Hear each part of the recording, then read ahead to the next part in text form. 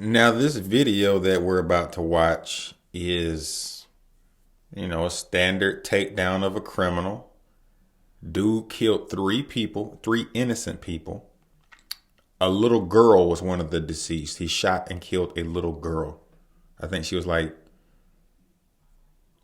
10 or 11 years old. I have to look it up, but she was young.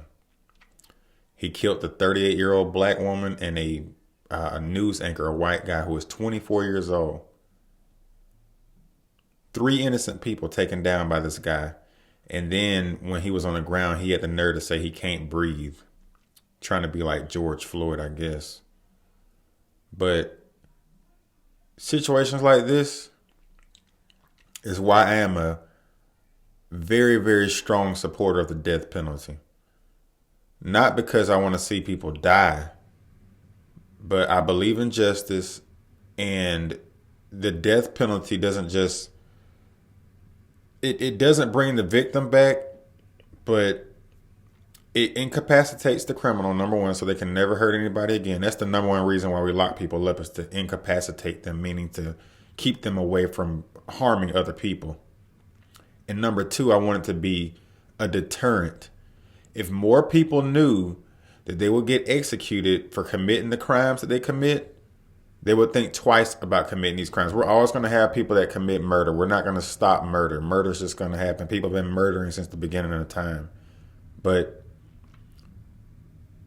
the death penalty needs to be ramped up more. We need the death penalty in every state, and people like this do not deserve to live. And they don't need to be on death row for 15 and 20 years. 6 months to a year is all you get after your conviction.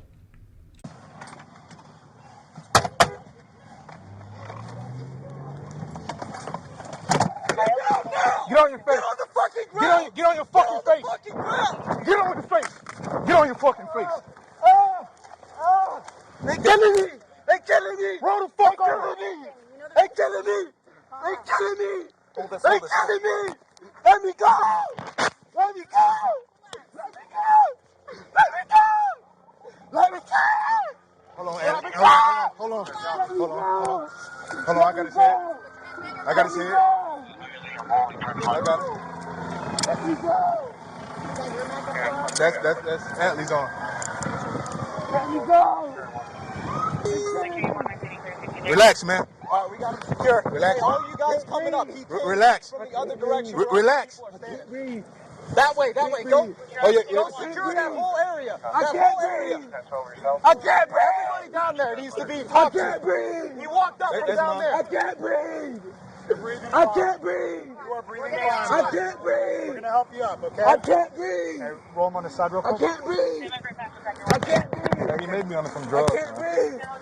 I can't breathe. We're going to help you up, man. We're going to help you up. I can't breathe. You weren't saying you can't breathe when you was killing them three people, you demon. Hey, good job, Ellie. I saw it right there, and I see him like throwing his hands up and stuff. Hold on. Hold on. We're going to I can't breathe.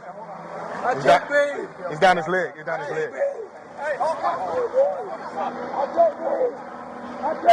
Hey, I got a knife in my center console. Grab the knife out of my center console. Grab the knife out of my center. New details tonight about the man accused of fatally shooting three people in Orlando yesterday, including a 9-year-old girl and a television news reporter. We're also hearing from our extended news family who are shocked and grieving their loss. CBS 4's Naja Sherman joins us in the studio tonight. Naja, what are they saying? Lauren and Elliot, they are shedding new light on the type of person that reporter Dylan Lyon was. And authorities are revealing new information about the Florida man accused of killing three people and hurting several others. Keith Moses sits behind bars in Central Florida a day after allegedly carrying out a deadly shooting rampage. Bullets don't only kill victims, they rip apart entire families. The Orange County Sheriff's Office released police body cam footage showing Moses being arrested. Let me go! Let me go! Authorities say the 19-year-old shot and killed a woman identified as 38-year-old Nathacha Augustin Wednesday morning in the Pine Hills neighborhood as she sat in a car with a friend. 5 hours later, the suspect returned to the scene, injuring photographer Jesse Walden and killing 24-year-old reporter Dylan Lyons, who were there on assignment. Walden is recovering in the hospital. In an interview posted on his station's website, mynews13.com, he had this to say about his friend. Dylan was a very, very wholesome person. He had a great sense of humor too. For unknown reasons, police say Moses also entered a home and shot a mother and her 9-year-old daughter. They were transported to the hospital where, unfortunately and tragically, 9-year-old Tiana Major died from her injuries. At Thursday's news conference, Orange County Mayor Jerry Demings announced officials will reestablish a citizen safety task force to address gun violence. We are committed to utilizing our funding, your tax dollars, in an appropriate way to address these issues going forward long term. Tonight, the mother of the 9-year-old remains hospitalized in critical condition, and authorities say that Moses had a lengthy criminal history, which included previous gun charges. Of course, our thoughts are with that mother and with that photographer who's still in the hospital tonight. Amazing to hear from him, see that he is recovering. Just incredible. Yesterday in critical condition, today speaking and sharing his thoughts on Dylan. We wish him the best. Thank you, Naja. Okay, so I was wrong. The little girl was 9 years old. 9 years old.